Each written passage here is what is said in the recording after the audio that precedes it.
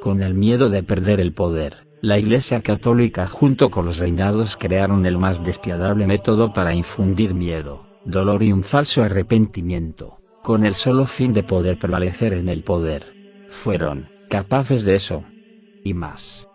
Hoy te contaré lo que en muchas escuelas no te enseñan. El pasado más negro en la historia de la Iglesia Católica.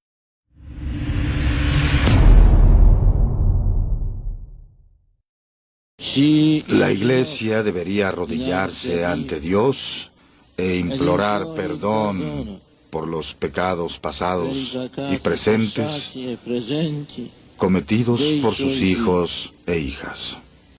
Desde el año 1100, el Sacro Imperio Romano, que ocupa actualmente a los países más importantes de Europa, convertía al cristianismo como la única fe legal. La población en ese entonces vivía con el miedo del duro juicio de la Iglesia, ya que ella era la única que podía decidir la salvación o no, después de la muerte. Con ese miedo y todo, aún así, existían valientes que se atrevían a desafiar la sagrada e inexpugnable doctrina cristiana. La Iglesia y la Corona se sintieron amenazados por estos rebeldes de la fe cristiana, y los tacharon de herejes. A pesar de eso, hubieron grupos insurgentes, como los valdenses y cátaros, que desafiaron la fe cristiana, interpretando a Dios a su manera. El primer detonante de la creación definitiva de un método de persecución de la herejía permanente fueron los cátaros.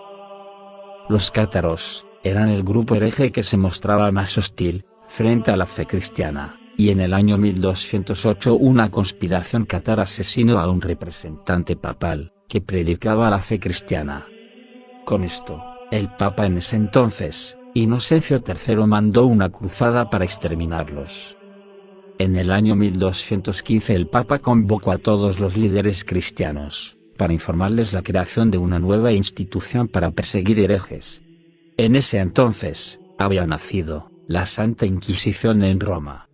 A mediados del siglo XII, el Papa Gregorio IX nombró a los inquisidores, que en mayor parte venía de la orden dominicana. Estos inquisidores llegaron a los pueblos de España, Francia, Alemania e Italia. Ya insertados en los pueblos, los inquisidores tenían una red secreta de informadores espías, llamados cleros parroquiales. También confiaban en rumores de la misma población, para acusar a supuestos herejes.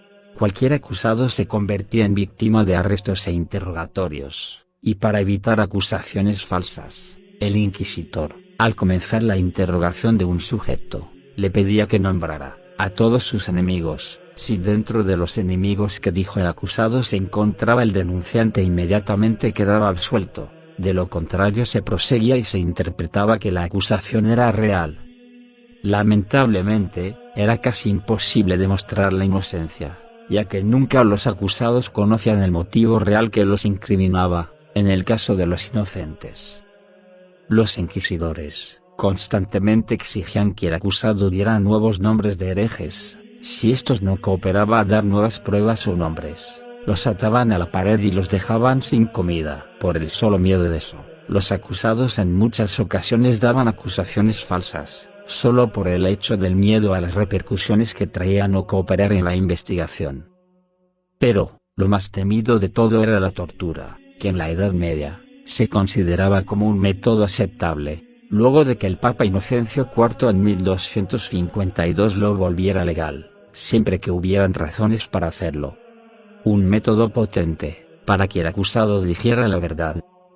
Los métodos con más resultados van desde la tortura con ratas, que consistía en encerrar una rata sobre el estómago de la víctima. A su vez se aplicaba calor, gas o humo, para que la rata se desespere y cabe una salida por el estómago de la víctima.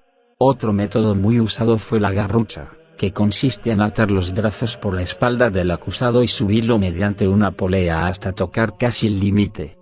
Luego los soltaban fuertemente sin tocar el suelo, para que el impacto lo reciban los brazos del acusado. En muchas ocasiones esto provocaba grandes fracturas. Si el acusado no confesaba en la primera bajada, estos le agregaban peso extra para que el impacto sea aún más doloroso.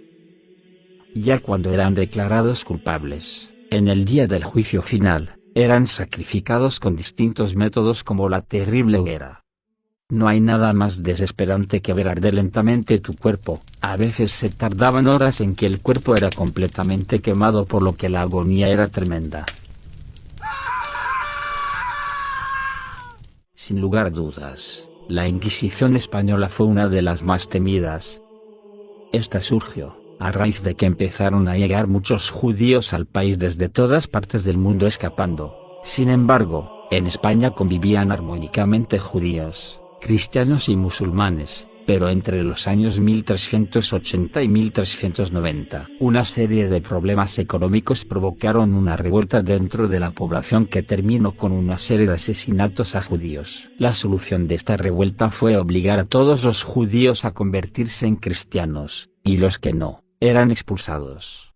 Muchos de ellos decidieron marcharse a Portugal, otros sin embargo a pesar de sus convicciones se convirtieron en cristianos.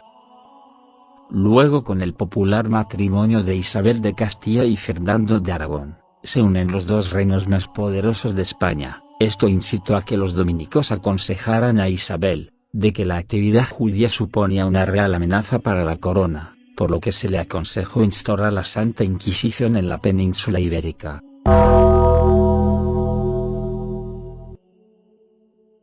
En la Roma de 1517, un monje llamado Martín Lutero, luego de estudiar la Biblia profundamente, se da cuenta que la Iglesia Católica le mentía al pueblo en proclamarse ellos como los únicos en poder otorgar la salvación y el perdón. Para Lutero el perdón venía del real arrepentimiento de la persona, por lo que la Iglesia no era tan necesaria. En ese entonces se forma un gran revuelo, y surge con gran fuerza la Reforma Protestante, que gana adeptos importantes, incluso coronas como la de Dinamarca, Noruega, Finlandia y Suecia. Es ahí, cuando la Inquisición gana al enemigo más reacio de todos, los protestantes. Era cuestión de tiempo de que estas nuevas ideas lleguen al Reino de España. Cuando llegaron se les persiguió de una manera nunca antes vista, ya que una vez acusados no existe el perdón ni el arrepentimiento.